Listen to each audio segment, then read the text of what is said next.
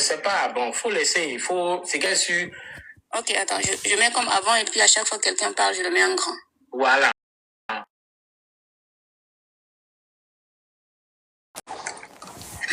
Bon, on fait comment, on détermine comment On fait les modalités d'introduction, plus ensuite après développement, quel temps vous voulez et tout ça.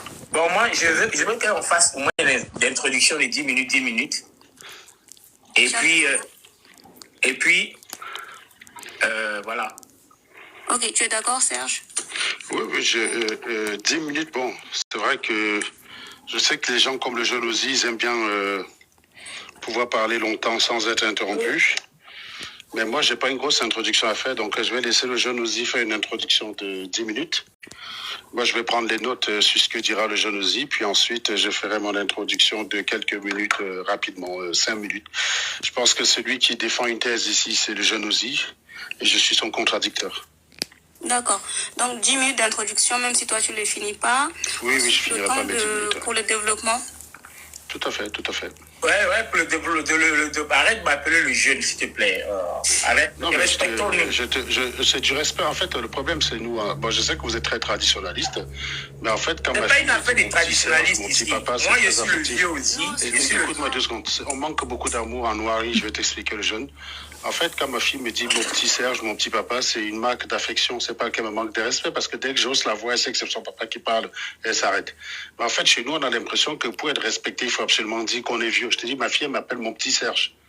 Mais je sais que c'est affectif. C'est parce qu'elle m'aime qu'elle me dit ça. Parce que quand il faut respecter son papa, il n'y a pas d'ambiguïté. Alors que vous pensez qu'il faut être le papa, le respect, l'autorité, pour qu'il y ait un respect. Mais ça, c'est votre choix. Hein. Mais moi, quand je te dis le jeune Ozzy, c'est une marque d'affection. Le jeune Ozzy, c'est pour te montrer qu'il n'y a pas d'animosité entre toi et moi. Sinon, je t'aurais appelé le vieux Ozzy en prononçant le vieux de façon péjorative. Donc, tu vois bien que je suis là pour débattre. Comme on dit, je viens en paix. Voilà, le jeune Ozzy. On revient sur les modalités. Très bien, allez-y, madame. Revenons sur les modalités. 10 minutes d'introduction, d'accord. Et développement, vous voulez combien de minutes par personne? 15. Non, c'est trop. Non, faut pas abuser non plus. Le jeune Ozzy, j'ai accepté 10 minutes facilement. Arrête de m'appeler le jeune. Bon, le vieux Ozzy. Tu vois, j'accepte jamais le vieux Ozzy. Ce que tu viens de demander là, je n'accepte jamais ça dans un débat, je l'accepte pour te faire plaisir. Donc, si j'ai accepté 10 minutes, n'abuse pas, quoi. Va pas demander 15 minutes, il manquerait plus que ça, quoi. La voix de Veitia Valmasta qui dit que tu parles très bas. Le vieux Ozzy, j'ai une demande à te faire. Ah, je parle très bas? J'ai une demande à te faire, le vieux Ozzy. Étant donné que on est sur le panel d'une de tes amies, tu vois que j'ai accepté, je suis venu, hein, donc j'ai pas de problème, parce que pour débattre, j'ai pas besoin d'un protocole ou de quoi que ce soit, ou d'être chez les amis, mais tu es quand même en milieu ami, d'après ce qu'on m'a dit. Je connais pas la voix d'éveil, mais je pense que vous avez les mêmes thèses que vous défendez. Est-ce que ça t'embêterait d'équilibrer si on faisait monter Valmastar? Oui, elle va monter qui tu veux. Attends, d'abord. Rien dit, elle est juste là pour elle est juste là pour équilibrer. La voix d'éveil. La voix d'éveil. Je suis là juste pour organiser, j'interviens. Je sais, vous allez organiser à deux. Vous organiserez à deux, il n'y a pas de souci. Non, il n'y a pas de souci. Moi, j'ai pas de problème. La voix d'éveil, c'est une très bonne modératrice. J'ai pas de problème avec. Voilà, j'ai même dit. En fait, monter Valmasta, elle sera là, elle ne va pas participer au débat. Non, si elle veut participer, écoute. Non, il n'y a pas de participation. C'est le débat, c'est toi et moi. Ok, d'accord. Bon, donc tu l'as vu à tes côtés. Je veux Valmasta à mes côtés, c'est mon amulette. C'est mon amulette. Tu sais que vous avez les kémites et les crânes kémites, moi j'ai Valmasta, tu vois. Valmasta, comment vas-tu? Par tout le monde. Oui, bonsoir. Que si c'est moi qui ai toi, elle va me le dire. Bonsoir, Valmasta. C'est comme ça qu'on fonctionne dans notre groupe. Si elle a le sentiment que j'abuse, elle va me le dire. Donc si elle me le dit, je vais m'arrêter. Alors, il faut qu'on soit clair. Je voulais dire un truc. C'est pas une question de... Non, en fait, je t'explique. Est-ce que, depuis tout à l'heure, tu parles, hein, je le fais... Non, attends 2 secondes, je vais quand même préciser quelque chose. Okay. Je suis quelqu'un qui est extrêmement critique sur ce que je fais.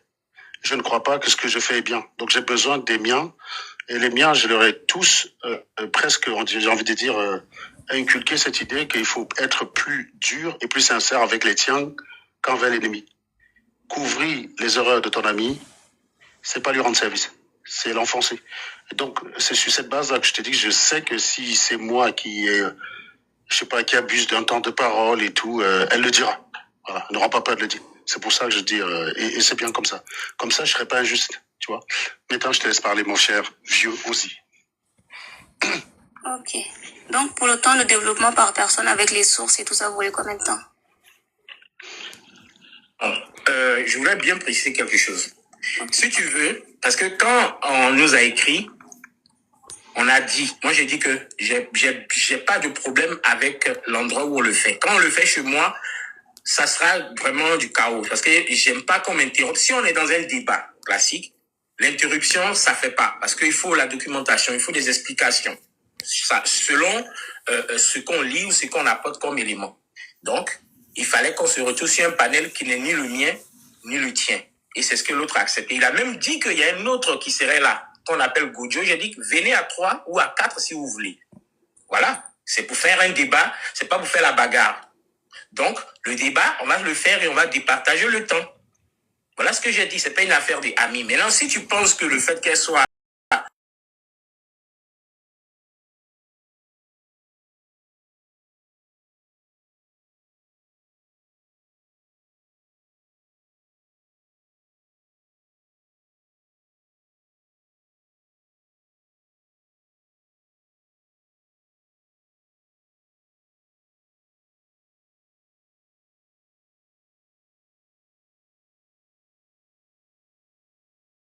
si tu veux que quelqu'un monte, il n'y a pas de souci. Quelqu'un peut monter. Je te demander, c'est bon, on va voilà. participer pas. C'est bon, le débat. Maintenant, concernant le temps de parole, moi j'ai proposé, j'ai dit que 10 minutes d'introduction et 15 minutes de développement. Parce que quand on fait un débat, c'est pas une causerie, c'est un débat. On suppose que chacun apporte des éléments, des arguments ou en plus aussi des sources. C'est ce que ça suppose, ça présuppose, c'est un débat, c'est pas une causerie. Si c'est une simple causerie, on peut dire, ouais, vas-y, 1 minute, 2 minutes, voilà. Mais c'est un débat. Donc voilà, c'est pourquoi je dis ce que je dis là. Voilà. Donc, ceci étant dit, maintenant, 10 minutes, 10 minutes. Développement. On va faire 10 minutes, 10 minutes alors. Voilà. Développement 10 minutes, 10 minutes, combien de fois? 2 fois? Non. J'avoue, dans ce cas, introduction 5 minutes, développement 10 minutes. Je peux pas faire plus. Parce que vous allez faire tellement d'affirmations que je sais que j'aurai pas le temps de répondre de la voix d'éveil. Donc, je fonctionne pas comme ça en débat. Je vais bien accorder 5 minutes de développement et 5 minutes d'intro et 10 minutes de développement. C'est vraiment le max que je peux faire. Et encore, c'est vraiment parce que c'est le vieux Ozzy que j'estime particulièrement. C'est mon frère. Mais attends, c'est un débat, non? Oui, un débat, c'est argument contre argument. C'est pas je raconte une histoire et après voilà. tu racontes pas d'histoire. Je vais te dire un truc. Sur Cheikh Anta Diop, j'ai rien à raconter. Pour te dire, si ça dépendait que de moi, on rentrait direct dans le sujet. Mais comme toi, tu tiens absolument... D'accord, donc allons-y dans le sujet. Allons-y dans le sujet. Vas-y, fais ton introduction. Attendez d'abord. Non, je te laisse la première de l'introduction. Pour pas que vous coupez la parole, il faudrait justement qu'on détermine le temps.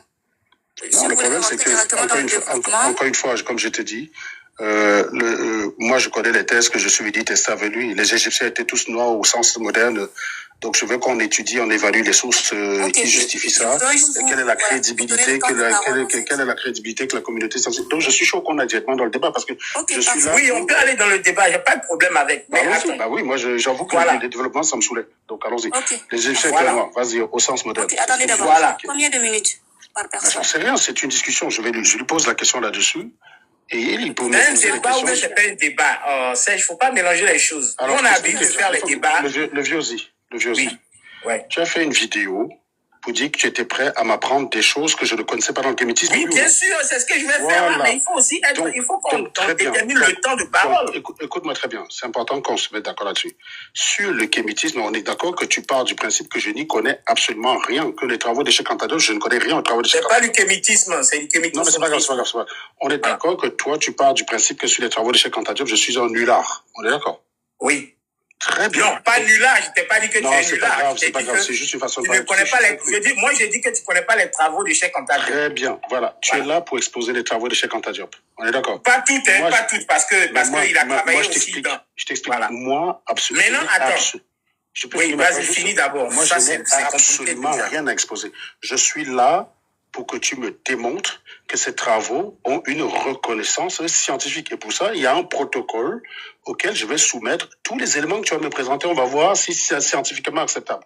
Parce qu'il ne faut pas dire qu'on fait la science Et ensuite, on s'écarte de la science en disant qu'on fait la science. C'est un peu comme utiliser la science pour crédibiliser son escroquerie. Donc ça, je serai là pour t'attraper dans ces cas de figure. Mais je te rappelle que c'est toi qui as quelque chose à m'enseigner. Je n'ai rien sur Cheikh Anta Diop. Je vais te dire ce que je pense de lui. C'est un imposteur qui n'est pas reconnu par sa communauté. Et ça, je peux te le démontrer. Ça, on pourra en discuter. Je peux te dire que voilà ce qui est dit sur ses travaux. Voilà les articles Google Scholar qui disent que ses travaux, c'est de la merde. Et ça, c'est ce que je peux te dire. Et ça peut prendre 2 minutes, je te montre tes articles, tu vas les lire et on arrête le débat. Maintenant, toi, il se trouve que tu penses que je ne connais pas ces travaux. Donc, tu vas me faire un exposé des travaux de Cheikh Anta Diop. C'est pour ça que je te dis, je suis d'accord de te donner 5 minutes d'intro, 10 minutes de développement. Moi, j'ai rien à développer, c'est pas grave. Je suis là pour te contredire. Ces travaux, c'est de la merde. Donc, je peux pas être plus clair que ça. Et c'est exactement le but. C'est tout ce que je vais m'atteler à démontrer. À chaque fois que tu vas me présenter une source, on va vérifier ce que c'est qu'une source scientifique. J'espère que toi et moi, on est d'accord sur ce que c'est qu'une source scientifique. Et c'est tout. C'est tout ce que je suis là pour faire. Maintenant, je te laisse tes 5 minutes d'introduction. Et si tu veux, tu enchaînes directement dans le développement. Je suis prêt à me taire pendant 15 minutes et t'écouter. Tu fuis déjà le débat. Monsieur.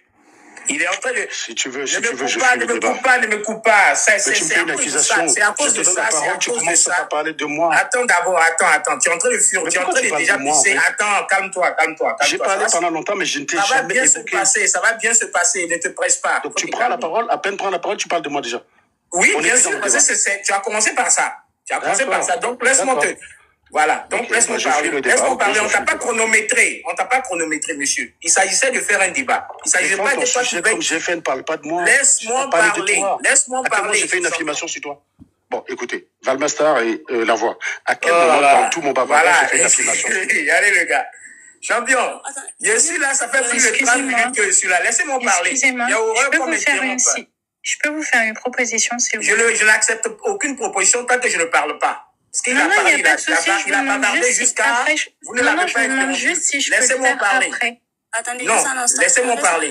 Ok, pas de souci, allez-y. Voilà, merci. Merci beaucoup. Il me répond. Voilà. Laisse-moi parler. Voilà. D'abord, il s'agissait de faire un débat. Quand on fait un débat, on vient, on décide du nombre le temps qu'on a de parole. Et c'est en fonction de ça qu'on détermine. Il y a un sujet qui est là. On lit le sujet et puis on rentre dans le débat. Tu ne m'interviewes pas. Moi, je t'ai dit que sur les travaux de Cheikh Anta Diop, je peux t'apprendre des choses que tu ne connais pas. Et je le confirme. Maintenant, si c'est pour dire que les travaux de Cheikh Anta Diop est un imposteur, on change le sujet. La Voix d'éveil change la fiche. Faut mettre Cheikh Anta Diop est-il un imposteur? Et puis on débat là-dessus. Il n'y a pas à faire de dire non, faut parler et puis je vais t'interroger. Par rapport à quoi? Si tu es sûr que tu peux débattre, tu as aussi une liste d'arguments et des documents comme tu parles là, que tu vas sortir et puis on débat là-dessus. Tu es venu jouer, non, faut parler et puis je vais t'interviewer. Non. Quand on dit un débat là, tu viens, le sujet est là, Cheikh Anta Diop est un imposteur. Je suis prêt à débattre là-dessus. J'ai dit, il n'y a pas de problème.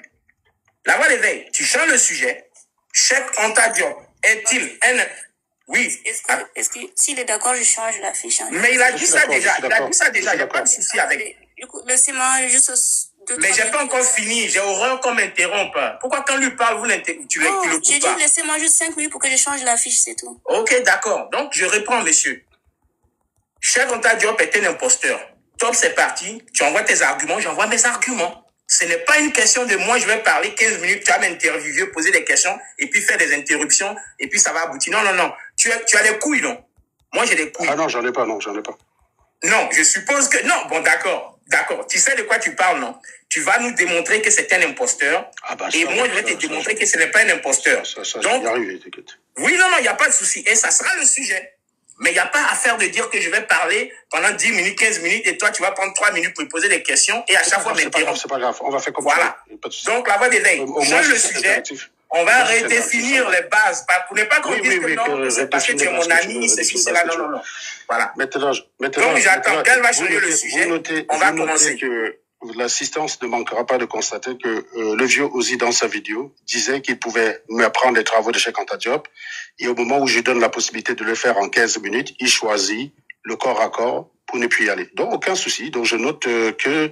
Et après, il m'accuse d'avoir changé le terme du débat. Je rappelle que c'est toi qui as demandé à me prendre où je veux pour m'apprendre les travaux de Cheikh Anta Diop ailleurs où je ne pourrais pas te muter. On est typiquement dans un endroit où je n'ai aucun moyen de te muter. Et j'ai même fait monter quelqu'un qui est capable de me demander de m'arrêter si je suis dans l'excès. Donc, c'était vraiment pour m'auto-modérer. C'était pas pour équilibrer quoi que ce soit. C'est parce que je sais que ça saura me modérer si je fais des excès. Donc, c'est vraiment parce que je veux qu'on ait un débat de fond. Donc, maintenant, tu as décidé... excuse-moi, la voix d'éveil. S'il y a des gens en bas qui ne parlent que de moi et m'attaquer, j'espère que tu pourras les muter, hein, parce que c'est pas le petit débat. J'ai par exemple Don Kerr qui vient dans un débat où il y a mon nom sur l'affiche et me demande de me taire alors que c'est moi qui débat. Donc, il prend les sanctions qui s'imposent, chère madame. Il faut respecter les panélistes, même si on n'est pas d'accord avec eux. Il faut apprendre ça à vos gens. Parce que chez moi, en tout cas, si c'est moi, j'aurais muté la personne directement, même si c'est quelqu'un de mon camp. Ça ne se fait pas. Voilà. Donc, quand on vient pour un débat, je suis sur la fiche d'un débat, Madame Donker ou Monsieur Donker, que tu sois d'accord avec moi ou pas d'accord, c'est moi qui suis sur le panel. Tu peux pas me demander de me taire. Voilà. Donc, oui, je suis désolé si ce que je dis te dérange, tu bouges tes oreilles. Mais tu essaies de te concentrer quand même sur le débat, madame. Sinon, j'appelle Voix d'éveil à tirer les conséquences de ce qu'il y a. Ah oui, je vois qu'il y a des gens qui me disent ferme la chaîne des personnes. Ah, ça va, ça promet, ça promet. Donc, je te dis, vu que tu veux directement aller dans le là, tu veux me demander de donner mes arguments en faveur des Cheikh Anta Diop et une giclure, pas de souci, moi j'ai pas de problème. Mais ce n'est pas les termes que tu avais demandé.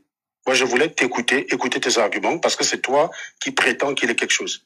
Moi, je suis dans celui qui nie ce que tu prétends. Mais tu veux inverser la situation. Et comme je vous connais, je sais qu'on peut y passer la journée. Si je vais t'expliquer que tu n'as pas raison de le faire, je vais quand même prendre le risque. Je vais l'accepter. Voilà. Mais je rappelle que logiquement, c'était toi qui avais l'obligation d'exposer tes arguments.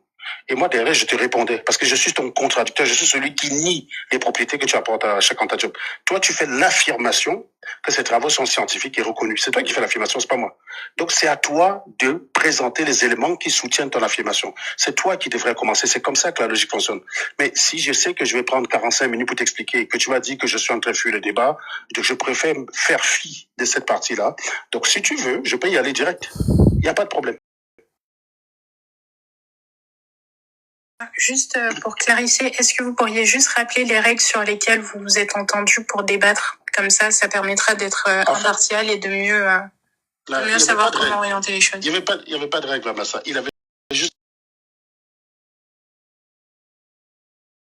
Et oui, il pourra m'apprendre les travaux de Cheikh Anta Diop sans risque que je le mute et je l'interrompe. C'était la condition qu'il a demandé. Il n'avait rien demandé que ça. Sa vidéo est encore disponible à Valmasta. Donc, j'ai rien fait de plus. Voilà. D'accord, mais sur le temps de parole, est-ce que vous vous êtes arrangé ou pas du tout? Parce qu'il serait bien. Moi, je suis pour une... Donc, j'étais prêt à lui donner 5 minutes. Juste un instant, s'il vous plaît, termine et vous pourrez répondre, s'il vous plaît. Oui, j'étais prêt à lui donner 5 minutes d'introduction et 10 minutes de développement. J'étais prêt, pour le coup, à fermer ma gueule pendant 15 minutes, l'écouter, donner ses développements. Et puis après, on passe au débat. Moi, j'ai pas besoin d'introduction puisque je suis son contradicteur. D'accord. Et pour vous... Oui. Bah, du coup, pour vous, qu'est-ce qui vous arrange? Honnêtement, est-ce qu'on pourrait juste passer sur le sujet? Ce serait plus intéressant, s'il vous plaît.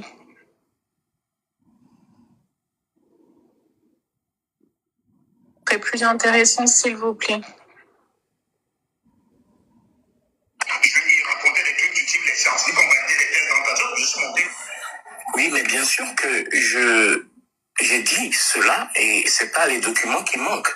Il y a des auteurs qui ont validé, qui ont soutenu les thèses de Cheikh Anta Diop. Voilà. Même s'il y a des polémiques, j'attends n'importe qui pour débattre sur ces sujets-là. Voilà. Maintenant, tu demandes qu'on vienne débattre sur ton panel pour que tu puisses interrompre n'importe comment. Bon, moi, avec l'âge que j'ai, je suis pas là pour faire des chamailleries. Je veux pas me disputer, je veux débattre. Voilà. Donc, si tu es prêt à débattre, on trouve un panel, amicalement, fraternellement, on s'assoit, et puis on échange, on peut faire un débat de 4 heures, on pourrait exposer nos arguments. Donc, voilà ce que j'ai dit sur les thèses. Donc, tu as dit tout à l'heure que Cheikh Anta Diop était un imposteur. Tu vas nous démontrer ça. Quand tu veux faire un débat, non. Un débat, ça se fait sur un bon temps. Introduction, développement, conclusion. Et tu sors tes sources. C'est de ça qu'il s'agit ici. C'est pas de dire tu me donnes 5 minutes. Tu me donnes 5 minutes par rapport à quoi? C'est pas parce que tu parles que ce que tu dis c'est sérieux.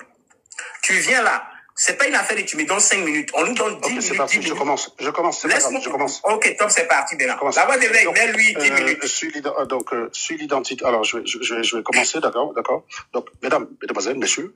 Mets-le en grand, la voix d'éveil. Mets-le en grand. Désolé. Donc, Il est question ici de parler en fait de Cheikh Anta Diop, qui était un homme qui a existé dans le siècle dernier. Certains parlent de lui en termes de religion, donc aujourd'hui on va essayer de parler de lui en termes de science.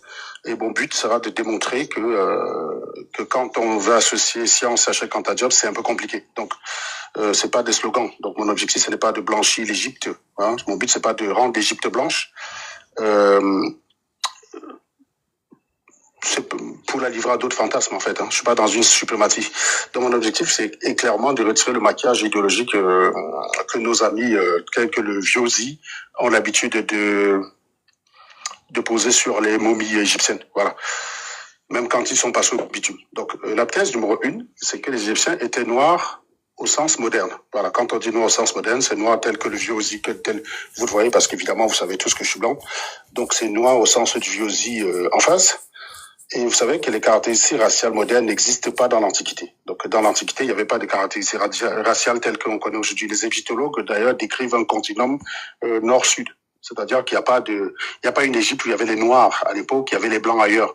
En fait, il y avait un continuum nord-sud. C'est ce que disent les égyptologues. D'accord ?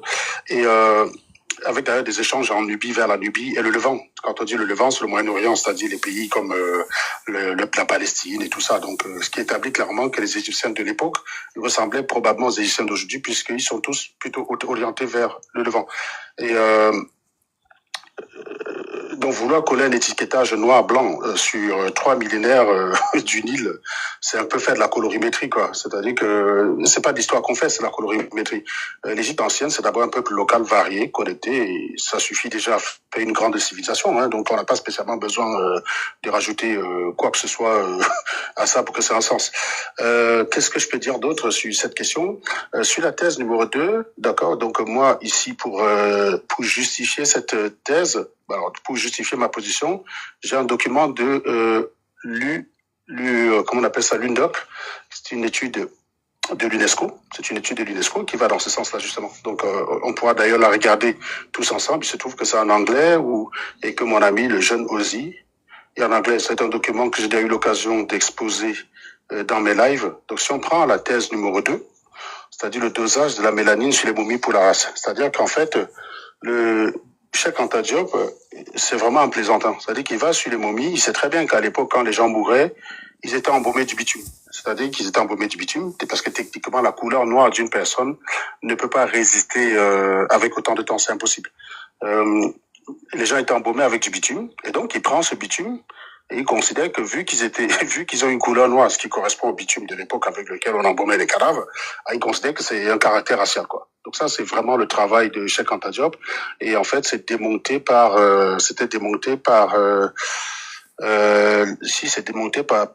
PMC. Alors, je vais réouvrir l'article que j'avais sauvegardé sur mon bureau. Voilà. Donc, c'est Pub Medical Center. Donc, c'est quand même c'est National Library of Medicine. Donc, on est quand même sur un site de médecine. Hein. C'est pas un site qui émite ou je sais pas quoi, là. On a aussi la 3e thèse. Donc, clairement, ça ne tient pas la route. Donc, ça s'explique par les résines d'huile, les bitumes et tout ça. Donc, ça, c'est des choses qu'on a eu l'occasion de voir sur ma chaîne. La thèse numéro 3, alors, c'était sur quoi déjà? C'était sur les langues. Voilà. Ils prétendaient que l'Égyptien, c'est le parent du Wolof. Donc là encore, c'est là où les linguistes, ils lèvent les yeux au ciel, quoi. Ils disent putain, mais ce mec il sort d'où, quoi? C'est-à-dire que égyptien égale afro-asiatique. C'est comme le sémitique, le berbère, le couchitique ou je sais pas quoi là. Tous ces langues qu'on retrouve en Maghrébie. Tu sais, quand t'as dit, lui, il vient faire les rapprochements à l'œil nu avec le Wolof, tandis que alors il n'y a aucun linguiste qui suit cette thèse. Voilà, il n'y a aucun linguiste qui dit que le Wolof découle de l'Égypte, qu'on appelle ça les langues nigéro-congolaises ou je sais pas quoi là. Voilà, c'est les langues nigéro-congolaises. Il n'y a aucun linguiste qui va dans ce sens-là. Donc, si notre ami le jeune Ozzy a des linguistes confirmés qui établissent l'ancestralité du Wolof avec l'Égyptien, ben moi je suis preneur. Et c'est pour ça que je suis là. Encore aligner 3 ressemblances. Et c'est ça le problème en fait avec Cheikh Anta Diop partout, on aura l'occasion d'en parler. Son problème c'est les biais de sélection. C'est-à-dire qu'il prend 3 ressemblances, il aligne et hop, il dit vous voyez, ça marche. L'échantillon n'est pas assez représentatif, mais ça je vais prendre le temps d'expliquer aux jeunes aussi ce que c'est que la représentativité d'un échantillon. Et il y a certaines giclures que j'ai entendues, notamment qui traînent avec le jeune Osier, expliquer que l'UNESCO en 1974 avait tranché pour les travaux de Diop. Non, les actes montrent clairement un désaccord, pas un vote tout noir, quoi. Il n'y a pas eu un consensus. Clairement, on y reconnaît, comme ça dit qu'en fait, en Égypte, l'UNESCO reconnaît un peuplement local de l'Afrique du Nord-Est, mais avec des apports multiples et des gradients. Donc, quand on dit gradient, c'est des variations spatiales, en fait. Un gradient, c'est une variation dans l'espace. Donc, si l'UNESCO avait tranché, on n'aurait pas mis un demi-siècle de discussion derrière nous, quoi. Si l'UNESCO avait un peu tranché, ce serait réglé. Donc, il faut arrêter de brandir des tampons imaginaires pour crédibiliser quelque chose. Soit on décide de dire que ces travaux sont scientifiques et on fait la science avec, soit on se tait, on dit, on fait la tradition, on décide d'aller à l'église, on prie chez Anta Diop, quoi. Donc, voilà. Désolé, je peux pas parler fort. Hein. C'est pour ça que vous me voyez un peu plus calme et posé. Je suis dans un milieu professionnel. Je suis en déplacement avec quasiment tous mes collègues. On a un séminaire demain, donc je suis dans une chambre d'hôtel, donc j'ai des voisins, donc je peux pas me permettre de faire le pitre comme j'ai l'habitude de faire quand je suis chez moi tranquille. C'est ce qui explique le côté posé, calme et tout. C'est juste que voilà, j'adopte un ton différent pour ce débat. Dans d'autres, j'aurais bien aimé faire ce débat chez moi, mais les disponibilités cette semaine ne sont pas garanties, donc j'ai préféré le faire ce soir. Donc, excusez-moi de mon calme, mais vous allez peut-être pas me reconnaître comme d'habitude, mais vous avez bien vu que j'étais avec des collègues. Alors, il y a aussi une autre thèse selon laquelle, attends, je l'ai noté sur un bout de papier. Voilà, la génétique ancienne confirme une Égypte noire. Voilà, ça sur l'autre thèse, ça c'est la thèse numéro 5. Et il prend pour ça, il dit les données d'ADN anciens, donc encore limitées d'ailleurs par, mais de mieux en mieux maîtrisées, parce que à une époque, quand Cheikh Anta Diop formule ces phrases, les tests ADN n'existent pas. Donc il ne connaît pas uniquement en 86, on était vraiment au tout début, au balbutiement de l'utilisation des tests ADN pour identifier les génotypes des individus. Donc au moment où il décède, il n'en sait rien. Mais les tests ADN, de mieux en mieux maîtrisés, en fait, indiquent surtout que une sorte de continuité locale, ce que j'ai dit plus haut, qu'on appelait le gradient, c'est-à-dire qu'il y a une affinité le vent nord-est, nord d'Afrique, avec une augmentation tardive des ascendances subsahariennes. C'est-à-dire que les Noirs sont arrivés dans cet endroit beaucoup plus tard. C'est-à-dire qu'ils sont arrivés progressivement, mais les momies qu'il a testées ne pouvaient pas être noires parce qu'à ce moment, il n'y avait pas de Noirs en Égypte. Et donc, dont la génétique ne milite pour aucun drapeau monochrome, quoi. C'est-à-dire qu'il n'y a pas la génétique ne dit en aucun cas que, on avait une Égypte avec une seule couleur. Comme j'ai dit, on avait des affinités, un gradient, mais à forte dominance du Levant, quoi. Voilà. Et qu'est-ce qu'il décrivait aussi d'autre, le père Cheikh Anta Diop? Il décrit aussi les mélanges, il décrit des mélanges, des histoires et pas des, il décrit des mélanges, des histoires et pas des slogans, quoi. Voilà. Il décrit rien c'est pas du tout scientifique. Alors, il y avait une autre thèse que j'avais sur les égyptologues eurocentrés. Qu'est-ce que j'ai écrit? Je crois que j'ai mal écrit avec mon stylo. Les égyptologues eurocentrés qui refusent la vérité. Voilà. En fait, c'est cette accusation qui est souvent rejetée. Quand vous dites que Cheikh Anta Diop dit des bêtises, en fait, vous êtes accusé d'être eurocentré. Les spécialistes sur eux rejettent à la fois les caricatures blanchissantes du 19e siècle, c'est-à-dire que si quelqu'un avait fait des livres pour expliquer que les Égyptiens c'était des blancs, ces thèses auraient été aussi rejetées, parce que ce n'est pas le cas. Donc, comme je vous ai dit tout à l'heure, encore une fois, ce sont des essentialismes inverses. C'est-à-dire que le langage, la méthode donnée, incertitude. Enfin, tu vois, c'est en fait quand on valide un article scientifique, ce qui intéresse, c'est la méthode. Voilà, c'est la méthode, la façon dont les données étaient collectées et les incertitudes sur les données qu'on a. Donc c'est moins spectaculaire qu'un manifeste, mais c'est ainsi qu'on construit le savoir, quoi. Voilà, quand on veut vraiment faire une analyse.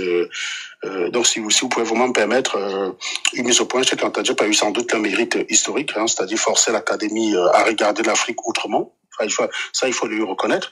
À prendre au sérieux les liens, comment ils appellent ça, soit nilotiques et nubiens, à dénoncer les biais.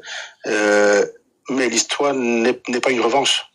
On ne corrige pas un mythe par un autre mythe. On ne remplace pas une idéologie A par une idéologie B. C'est un peu comme un Mahométan qui dit c'est bon, je suis né de nouveau et il va à l'église, quoi. Ça change rien, ça n'a aucun sens, c'est les mêmes conneries. On remplace ce qu'il faut faire, c'est ce que je vais recommander à notre ami le Genosi et ceux qui ont confiance en lui, c'est qu'on remplace les slogans par des méthodes. Donc il faut partir des slogans en méthode, alors que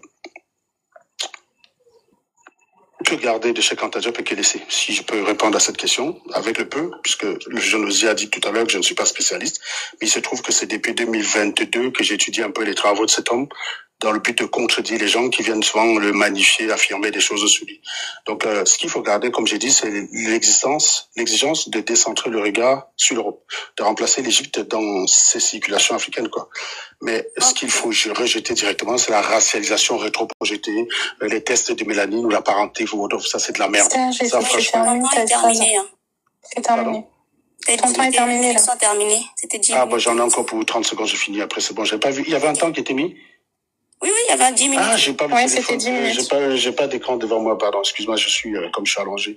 Il faut peut-être que je me lève pour ça. Comme je suis allongé, j'ai déposé le téléphone pour le charger, comme il était un peu à plat. Donc, j'ai pas l'écran devant moi. J'avais pas remarqué qu'on m'avait donné le temps. Donc, je m'excuse pour ce temps. Donc, je vous demande juste 30 secondes. Donc, je terminerai par 3 phrases. Je vais conclure rapidement. Je terminerai par 3 phrases. La couleur de momie, c'est différent de la couleur d'origine. Donc, trouver la couleur sur une momie, c'est pas la même. Ça ne signifie en rien la couleur d'origine. Parce qu'on peut y avoir des bombes noires, c'est pas forcément de la mélanine. Égyptien égale à afro-asiatique. L'africanité n'a pas besoin de tordre les familles des langues, quoi. Donc, la langue égyptienne est beaucoup plus proche de l'afro-asiatique. Et il n'y a pas de pantone sur le Nil. Il y a des gradients, des mélanges et des continuités locales. Bref, c'est de l'histoire, quoi. C'est ça qu'on appelle vraiment l'histoire. C'est pas du marketing identitaire. Voilà. Je te remercie pour ton écoute, mon cher Jonosy. Ok, merci pour tes 10 premières minutes. Pour les gens qui font des demandes pour monter, ne montez pas parce qu'il y a juste les invités, vous pouvez monter après. Voilà. Le vieux, tu es prêt? Ouais, je suis prêt. Okay, bon. Vas-y. Ouais. Alors, il faut commencer par 2 choses. Ce que le mec vient de lire, j'ai visité ça, il paraît que c'est ChatGPT. Quand j'ai tapé la même chose sur ChatGPT, c'est le même récit que j'ai reçu. Voilà. Donc, s'il veut, il vient en vidéo comme moi et on se regarde en face, on parle pour savoir si vraiment on a retenu ça. Ça serait ma requête. C'est pas obligatoire de faire ça. Ah, si tu veux, je vais me lever. Nous allons commencer par... Tu crois que c'est la première fois que je... Il ne faut pas l'interrompre, s'il te plaît, c'est son temps de parole. Il m'a fait une demande, il m'a fait une requête. Moi, oui, c'est sur son temps de parole, en fait. Donc mais là, il a 30 secondes qu'on doit lui remettre. C'est marrant parce que moi, tu vois, quand je parle pas de lui. Il prend la parole, il parle de moi. Non, il n'y a pas de souci, mais c'est juste qu'il faut qu'on lui remette. Mais tu as parlé de moi, non? Tu as parlé de moi tout à l'heure. Est-ce qu'on peut juste remettre les 30 secondes d'aller au sujet, tu as parlé de moi. J'ai dit simplement... J'arrête le temps d'abord. Non, laisse. Ouais, on lui remet ses 30 secondes. Non, il faut qu'on vous remette pour que ce soit partiel. Hein. On vous a interrompu, donc voilà. Ok, merci beaucoup, Valmaster. J'apprécie. Votre micro. À la base, c'est censé être une causerie, c'est tout. Oui, vas-y, mets mon temps. C'est même pas compliqué. Yanango, tu peux couper ton micro, s'il te plaît, comme ça. De toute façon, ok, je te mets tes 10 minutes. Pas d'invectif personnel, s'il te plaît, comme ça, ça va. Ah, mais pourquoi ça me demande ça? Vraiment. Ok. Donc, je vais commencer d'abord parce qu'il s'agit de dire que Cheikh Anta Diop est un imposteur. Alors, pour ceux qui ne le sauraient pas ici, mon nom c'est le vieux Ozzy, d'accord? Partisan du kémitocentrisme. Cheikh Anta Diop, vous pouvez le vérifier vous-même. Il est physicien nucléaire, il est physicien général, il est chimiste nucléaire, il est chimiste général. Il a fait l'anthropologie, il est philosophe. Il est égyptologue, il est linguiste. Il est historien. Donc, voici les manteaux. Vous pourrez aller vérifier ça. Donc, dire qu'il est un imposteur, c'est un peu trop dit. Mais les titres que je viens de citer de lui ne justifient pas que ce qu'il a dit est vrai ou faux. On va d'abord regarder les textes. Alors, Cheikh Anta Diop soutient que l'Afrique est le berceau de l'humanité. Ça se vérifie. Yves Coppens et beaucoup d'autres anthropologues soutiennent cette même idée. Comme je l'ai dit auparavant, il s'agit de mettre en exergue le fait que les thèses de Cheikh Anta Diop, de manière générale, sont admises dans la communauté du domaine qu'il fait. Au niveau du peuplement de l'Égypte, Cheikh Anta Diop soutient que, je répète, je vais être précis, Cheikh Anta Diop soutient que l'Égypte pharaonique a été fondée par les Noirs. Cheikh Anta Diop ne rejette pas le fait qu'il y ait eu des invasions et des intrus en Égypte qui a fini par varier la race du peuplement de l'Égypte. Et il le dit dans Civilisation ou Barbarie. C'est pourquoi d'ailleurs, dans Civilisation ou Barbarie, il précise que s'il faut faire des tests ADN, il faut bien que ces tests d'ADN-là, on commence par l'Égypte prédynastique, l'Égypte dynastique. La preuve, le premier pharaon de l'Égypte pharaonique s'appelle Narmer. Après, dans ma deuxième prise de parole, je vais vous montrer un ensemble d'iconographies et vous allez juger de vous-même. Voilà, c'est pas compliqué. Mais revenons à ce que Diop dit. Donc, l'Égypte pharaonique, peuplée par les négro-africains, parce qu'on a une image, on a des idées, mais il faut aussi se référer aussi aux archives. Et ces archives disent quoi? Le Sahara était peuplé. Le dessèchement du Sahara qui s'est fait aux alentours du néolithique, à la fin du néolithique, vers la fin du néolithique, c'est-à-dire à partir de moins 8000 ans, moins 7000 ans, va conduire les peuples du centre de l'Afrique qui habitaient le Sahara à se diriger vers le Nil. Et ceux du sud, ceux qui viennent des grands lacs, vont remonter le fleuve. Non, vont redescendre le fleuve plutôt, parce que c'est le sud, c'est la Haute-Égypte, et le nord, c'est la Basse-Égypte. Je me trompe toujours sur ce fait-là. Donc, les Nubiens, les Soudanais étaient tous considérés comme des Éthiopiens en cette période. Et donc, ce qu'il faut retenir, surtout quand on aborde cette question, c'est de regarder comment est-ce que le delta s'est formé. Le delta s'est formé, et comme Hérodote le soutient, que le delta, on dit l'Égypte est un don du Nil. Pourtant, c'est le delta qui est un don du Nil, parce que le sud n'a pas eu besoin d'alluvions pour se former. Ça, c'est l'une des idées. Au niveau de la langue, Cheikh Anta Diop a fait une démonstration, et si vous voulez, on pourra en parler. Je ne suis pas linguiste, mais compte tenu de ce qu'il a écrit, et j'espère que mon co-débatteur, il va démontrer le contraire. Dans le colloque du Caire, il a été dit clairement que, à la suite des discussions, Théophile Obenga, Cheikh Anta Diop ont tenu le débat à un haut niveau et qu'ils n'ont pas eu d'adversité digne de ce nom. Voilà. Ils n'ont pas eu d'adversité digne de ce nom. Et donc, les recommandations qui ont été faites, ces recommandations portaient sur le fait que c'est vers l'Afrique qu'il fallait s'orienter si on voulait étudier la langue et si on voulait étudier la culture égyptienne et la culture africaine, et non pas vers l'Orient. La langue égyptienne dont on parle comme du camito-sémitique, comme le dit encore l'Histoire générale de l'Afrique, le tome 2, je vais vous montrer, on lira plus tard si on a le temps, nous signifie très clairement que la langue égyptienne est une langue stable depuis maintenant 5000 ans, qui, arrivé un moment, a perdu ses valeurs. Et que quand les Grecs, les Perses, les Romains, les Assyriens vont envahir l'Égypte, bien évidemment, il y aura un ensemble. C'est un carrefour. Oui, ce carrefour-là va accueillir des gens. Mais quand on parle des premières dynasties, bien évidemment, on parle des Shemshouhor. Le dernier de ces Shemshouhor-là, qu'on appelait Narmer, Ménès, à moins 3100, moins 3000, vers moins 3000, va réunir la Haute et la Basse-Égypte. Et celui-là, c'est un type nègre affirmé. Ce n'est pas un Asiatique. Les Asiatiques, dans l'histoire égyptienne, vont entrer à partir de l'invasion, à partir de la 18e dynastie. Certes, il y aura des envahisseurs de l'Orient, de partout, qui viendront pour usurper le titre de l'Égypte pharaonique. Donc, sur ce point, Diop n'a jamais dit le contraire. Ce qu'il dit, c'est que la culture pharaonique égyptienne est une culture africaine et nègre. Donc, vous-même, vous voyez, on pourra vous servir les sources, hein, mais comme c'est pour le moment un freestyle, le moment quand on va monter, on va donner plus des éléments qu'il faut. Je voulais revenir à un autre auteur, deux auteurs qu'on appelle Thomas Brophy et puis Robert Bovo. Ce sont deux auteurs américains. Il y a un qui est, je pense qu'il travaille à la NASA, et il y a un autre aussi qui est égyptologue, archéologue, qui ont confirmé que Cheikh Anta Diop, le fait qu'on ait refusé à Cheikh Anta Diop, d'accord, de faire les tests sur la peau des momies qui se trouvaient au Caire, donne une raison.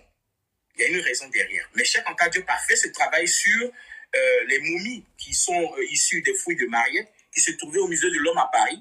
Et pendant le Caire, il a exposé. Et personne n'a dit ce que Serge Langou vient de dire là. Et c'est vraiment étonnant, il ne sait pas, mais heureusement que je suis là pour nettoyer toute cette saleté-là, parce que c'est très dangereux de dire ces choses-là. J'ai le rapport, j'ai 3 livres qui parlent du rapport du colloque du Caire ici, et on pourra dire qui sont ceux qui étaient lors du colloque du Caire, et qui sont ceux qui ont été félicités, et quelles ont été les recommandations. On va voir si ces recommandations portent vers une étude africaine typique, ou vers l'Asie, ou vers l'Orient. Voilà. Maintenant, en ce qui concerne Cheikh Anta Diop, comme je l'ai dit, il a déjà fait de l'archéologie, il a fait la physique, il a fait la chimie, il a fait la philosophie, il a fait l'anthropologie, il a effectué même les datations. Il est celui-là qui a construit le premier laboratoire de radiocarbone en Afrique. Donc, dire que c'est un imposteur, ça serait vraiment, c'est l'hôpital qui se fout de la charité. Mais il n'y a pas plus scientifique que lui. Maintenant, les personnes qui contredisent, qui disent que les thèses de Cheikh Anta Diop sont fausses en ce qui concerne la linguistique, la plupart d'entre eux n'utilisent pas les méthodes de ce que Théophile Obenga a appelé la méthode, la linguistique historique. Voilà, c'est la méthode de linguistique historique. Parce qu'il ne s'agit pas de faire coïncider des mots, mais il s'agit de comprendre leur structure et leur fonctionnement. Et c'est ce que Théophile Obenga a fait, et c'est ce que Cheikh Anta Diop a fait. Voilà. Donc, sur ce, je pense qu'on se comprend. Pour les sources, je vous en donnerai. Ne vous pressez pas. Mais je voulais revenir encore sur le fait. Et d'ailleurs, même, Serge Anango, arrête de m'appeler petit frère. Ça m'énerve. Ça m'énerve. Ça va faire que le débat, je ne vais pas bien m'exprimer. Parce que quand je suis énervé, je perds les pédales. Donc, s'il te plaît, ne m'appelle pas petit frère. OK? Merci. Donc, pour revenir sur cette notion de Cheikh Anta Diop, c'est que Cheikh Anta Diop n'a pas fait de la théorie. Cheikh Anta Diop a fait de la pratique. Il a travaillé dans les grands laboratoires de physique, de chimie, en France, au laboratoire de Marie Curie. Donc, pour son credential, comme on le dit, pour son CV, on a beaucoup d'informations à ce sujet. Maintenant, concernant, il y a quel autre point qu'il a dit là? Concernant le peuplement de l'Égypte, comme je l'ai dit déjà, les premiers pharaons, les premiers habitants, ceux qui ont fondé la civilisation pharaonique, culturellement, racialement, cette culture est une culture négro-africaine. Voilà. Maintenant, à propos de la datation au carbone 14, c'est pas lui qui l'a inventé, c'est une méthode américaine qui permet de dater avec certitude certains vestiges et certains artefacts. Voilà. Et d'ailleurs, c'est ce qu'il avait proposé lors du colloque du Caire aussi. Donc, l'approche, ce qui fait que les travaux de Cheikh Anta Diop, tous les kémiques doivent être fiers quand ils marchent partout, c'est que Cheikh Anta Diop n'a pas fait une approche unidisciplinaire. Il a fait une approche pluridisciplinaire. En physique, en histoire, en socio-histoire, en philosophie, d'accord, en linguistique. Donc, sur ces grandes lignes, Cheikh Anta Diop a battu a damé le pion à tout le monde. Et c'est pourquoi, d'ailleurs, nous faisons cette discussion, pour que je profite aussi pour rassurer toutes les personnes qui sont là, qu'il n'y a rien à craindre. Parce que, effectivement, sur le terrain de cette discussion, sur l'origine africaine de la civilisation égyptienne, est confirmée. Et jusqu'à présent, les gens continuent à parler du kamito-sémitique. Ça veut dire que la langue égyptienne est une langue afro-asiatique. Et ça, c'est de l'escroquerie intellectuelle. Sur ce, je m'arrête là. Merci. Merci beaucoup pour tes 10 premières minutes. Serge Anango, si tu es prêt, arrêtez les imbectiles dans les commentaires, s'il vous plaît. Serge Anango, tu es prêt? Ah oui, je suis là, je suis prêt. Donc, allô? Voilà, je te mets tes 10 minutes. J'ai un écho, attends, j'ai un écho. Attends, il faut que je règle mon casque. 2 secondes. Hop. Ok, si tu es prêt, je te mets tes 10 minutes. Vas-y, mets-moi mes 10 minutes, s'il te plaît. Donc le jeune Ozi, qui est ici présent, est-ce qu'on m'entend? J'ai l'impression que mon casque... C'est bon? Oui. Donc je disais que le jeune Ozi dit qu'en fait, Diop était physicien chimiste, physicien nucléaire, et ses travaux d'histoire reposent sur ces disciplines. En fait, les faits sont clairs. Cheikh Anta Diop a bien suivi des études scientifiques à Paris, a fréquenté le milieu de la physique, notamment autour de Frédéric Joliot-Curie au collège de France. Voilà, c'est ça, oui, c'est ce qu'il me semble. Mais son doctorat soutenu en 1960 est un doctorat en lettres. Donc, c'est pas parce que tu traînes, c'est un peu comme si Valmasta, parce qu'elle traîne avec Raoul et moi, qui sont ingénieurs et docteurs en physique et en sciences, Valmasta allait se prétendre spécialiste dans nos domaines. C'est de la connerie pure et simple. Et d'ailleurs, j'avais bien aimé l'analogie des Ginène. Quand il caricaturait ce genre de choses, il disait que c'est un peu comme si, parce que Stella traînait avec moi pendant longtemps, elle allait sur un débat se prétendre statisticien. Et ça, c'est de la connerie. Le diplôme académique scientifique de Cheikh Anta Diop c'est un diplôme de doctorat S-lettres. C'est ça son diplôme. Il n'a rien d'autre. Donc, d'histoire, S-lettres en histoire et anthropologie. Donc, on est bien dans un doctorat scientifique soutenu à la Sorbonne. Et je mets au défi le jeune aussi ici présent de m'apporter un diplôme universitaire autre que cela à Cheikh Anta Diop. Quand on est docteur en physique, on a des enseignements, on a enseigné quelque part. C'est d'ailleurs pour ça qu'il a une mauvaise méthodologie scientifique, le père Anta Diop. Et si on doit aussi mettre quelque chose de clair, c'est que oui, il avait une culture scientifique, bien sûr, comme Cato. En fait, Cheikh Anta Diop, c'était comme Cato. Cato, il a une culture scientifique. Hein. Quand vous écoutez Cato parler science, si vous n'êtes pas un scientifique en face de lui puriste, il paraîtrait pour un scientifique. Et c'est parce que les gens comme le jeune Ozzy et sa bande, c'est des mecs qui sont nuls en sciences. C'est pour ça qu'ils voient de la science dans ce que Cheikh Anta Diop a fait. Mais il peut pas tromper, enfin je vous dis, il peut même pas tromper un élève de maths 1. J'ai dit maths 1, Cheikh Anta Diop ne peut pas tromper un élève de maths 1, il prend les travaux de Cheikh Anta Diop, il voit de la merde partout. Normal, il était littéraire, voilà. Donc, ben vous avez tout fait de venir dire qu'il est physicien nucléaire, comme si vous connaissez, vous savez pas ce que c'est que la physique nucléaire, mon pote. Et donc, la culture scientifique, c'est sûr que oui, il avait une culture scientifique. Donc, ça, c'est le premier truc qu'il faut régler. Et Diop, il prétend que Diop a créé un laboratoire, c'est ce qu'il a dit, que Diop a créé un laboratoire de radiocarbone à Dakar. Expliquer la méthode, quoi. Donc, oui, il a bien créé, dirigé un laboratoire de datation au carbone, 14, ça s'appelait l'IFN à Dakar, qui a été opérationnel dès 1966. Et donc, l'activité a cessé en 1986 à sa mort, puis le labo a été réhabilité dans les années 2000. Donc, c'est un laboratoire. Donc, créer un laboratoire de datation au carbone 14 ne signifie pas que vous êtes spécialiste de physique nucléaire. La datation au carbone 14, si j'explique ça à Valmasta, comment ça marche, elle va comprendre. C'est très simple. Quand vous êtes un corps vivant, la quantité de carbone 14 qu'il y a dans votre corps s'équilibre avec celle qu'il y a dans la nature. Et donc, à votre mort, ça cesse, ça décroît. Voilà. Et donc, quand on regarde comment ça a chuté dans ton corps et comme on connaît comment ça décroît, on arrive à remonter à la date à laquelle tu es mort. Voilà. Donc, si j'explique à Valmassa comment ça marche, je donne une bonne calculatrice avec la formule, elle peut le faire. Il n'y a pas besoin d'être un physicien nucléaire pour faire ça. Et d'ailleurs, la datation au carbone 14, ça s'apprend en terminale. Hein. C'est pas un truc hyper scientifique strict. C'est juste, je vous dis, on l'apprend en terminale. Un bon élève de terminale C peut le faire. Un élève de terminale littéraire à qui tu expliques comment ça marche et tu donnes les outils peut le faire. Point. Voilà. Donc, si on reprend maintenant la méthode de carbone 14, comme je l'ai dit tout à l'heure, c'est produit, comment on dit, le carbone 14 est produit dans l'atmosphère. C'est dans l'atmosphère qu'on le trouve. Et tant qu'un organisme vit, il échange du carbone 14 avec l'atmosphère. Et après sa mort, le C14 va décroître. On parle d'une demi-vie à 5328, me semble-t-il. Si j'ai bonne mémoire, 5328 ou 5350. Enfin, c'est quelque chose dans ces eaux-là. Et on mesure le rapport de on a simplement mesuré le rapport entre C14 et C12, les concentrations qu'il y a dans les restes organiques, puis on calibre avec l'âge. Donc, ça peut, et ça permet, en fait, je crois que c'est une méthode qu'on appelle, c'était la méthode, j'ai oublié le nom de celui dont c'était la méthode, mais je sais que le gars, il a eu un prix Nobel dans les années 60. Voilà. Et cette méthode n'est fiable que pour des corps pour des organes qui ont moins de 55 000 ans. Maintenant, donc oui, sur le carbone 14, le rôle de Diop au Sénégal est documenté, bien sûr. La paternité de la méthode reste de Gibi au Chicago, donc on est bien d'accord là-dessus. Et mais encore une fois, ça n'en fait pas un spécialiste. C'est pas parce que tu sais l'utiliser que tu es spécialiste. Il a aussi dit que Diop connaissait, annonçait les tests ADN, Diop connaissait, je ne sais pas si j'ai bien noté, Diop connaissait ou annonçait les tests ADN et demandait d'en faire sur les momies prédynastiques. Donc il a prétendu que Diop, quand il a voulu le faire, on le lui a refusé. Diop est décédé en 1986. Hein, l'ADN ancien devient techniquement fiable bien après, c'est-à-dire dans les années 2000-2010, quoi. Donc la première grande étude robuste sur les momies égyptiennes, comme par exemple celle de, c'était Abouza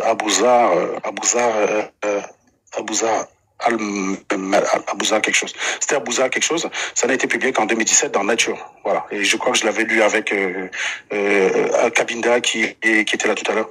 Donc elle montre les affinités fortes entre le Levant et l'Anatolie. Point barre. C'est tout. Elle montre que les Égyptiens d'aujourd'hui les Égyptiens de cette époque ont des affinités fortes avec le Levant et l'Anatolie et une augmentation des ascendances subsahariennes post-antiques.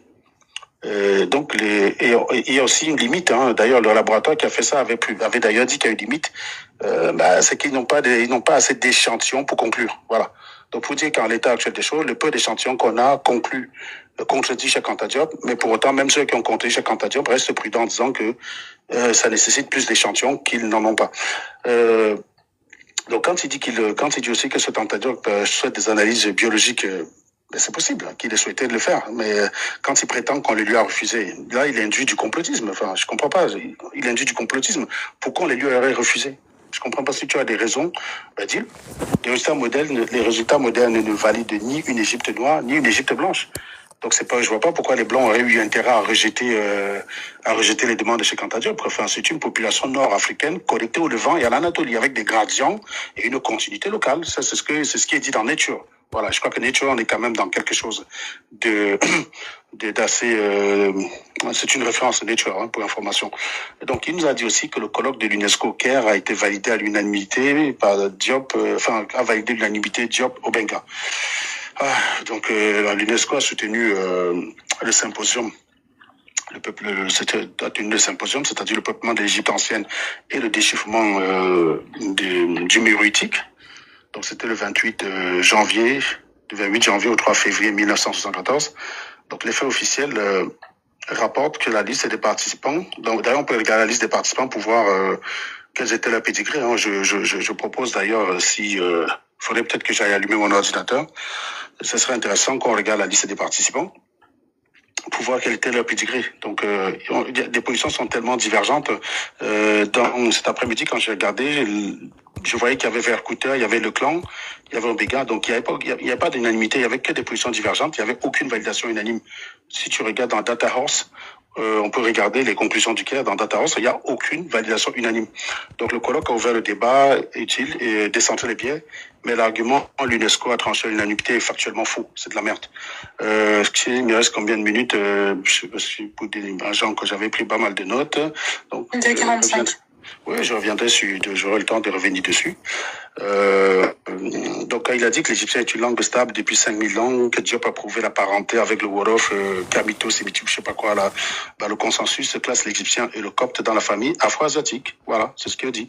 Et très souvent, quand vous dites que vous faites la science, ne venez pas rejeter le consensus. Quand on fait la science, on s'appuie sur le consensus. Sinon, on présente des méta-analyses et des données beaucoup plus fiables que celles qu'on rejette. C'est tout. Donc, le consensus est clair. L'Égypte est une langue afro-asiatique. Voilà, anciennement dit d'ailleurs amito-sémitique. Et donc l'Égyptien a évolué. L'Égyptien de l'époque ne ressemble certainement pas à l'Égypte d'aujourd'hui, à l'Égyptien d'aujourd'hui. Voilà. Donc ce n'est pas une langue stable depuis 5 millénaires. C'est une langue qui a énormément évolué. Les rapprochements égyptiens Wolof, comme je l'ai dit tout à l'heure, ne suivent pas la méthode comparative reconnue. Donc, si notre ami tout à l'heure peut nous présenter la méthode, on va l'analyser ensemble. C'est pas moi de la présenter, celui qui fait des affirmations. Moi, je m'appuie sur le consensus. Ni moi, ni Cheikh Anta Diop n'étions des diplômés en linguiste. Donc, il faut qu'il présente sa méthode et on va l'analyser. Voilà. Donc là, on sait que le consensus dit niet, que c'est de la merde. Voilà. Parler d'africanité de l'Égyptien via l'afro-asiatique, oui, mais en fait, faire une descendance directe du Wolof, c'est clairement être un escroc intellectuel. Il a parlé aussi d'Hérodote à un moment donné, qui dit que les Égyptiens étaient noirs aux cheveux crépus. La lecture des militantes en ligne, la lecture militante en ligne, les passages d'Hérodote sont tronqués, dénués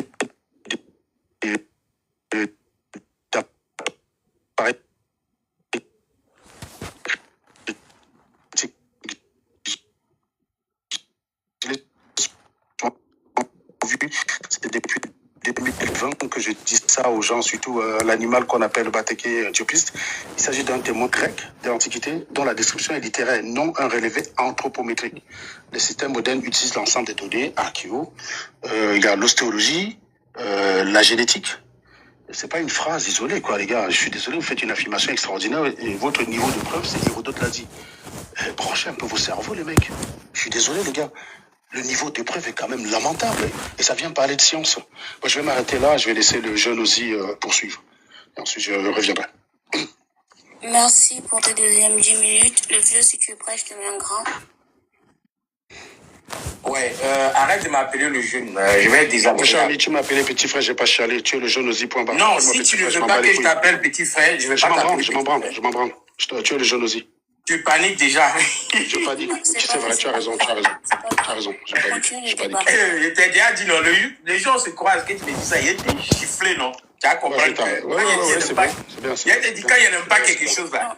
C'est là que tu as compris. Pour le moment, tu as derrière ton téléphone pour parler. On fait le débat. Il n'y a pas m'arranger pour que tu fuis. Quand tu m'appelles petit frère, tu m'appelles depuis quoi? Depuis ton téléphone, tu l'as fait en face de moi. Viens le faire en face de moi, tu vas voir. Il n'y a pas de drap. Il n'y a pas de drap. Il n'y a pas de drap. Tu crois que parce que tu es débile, tu es plus fort que moi? Sérieusement. On continue le débat. T'as pas fait des fois, tu m'énerves là, il est solo.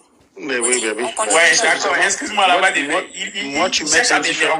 Moi, tu mets Continue. indifférent, le jeune aussi. Tu mets indifférent.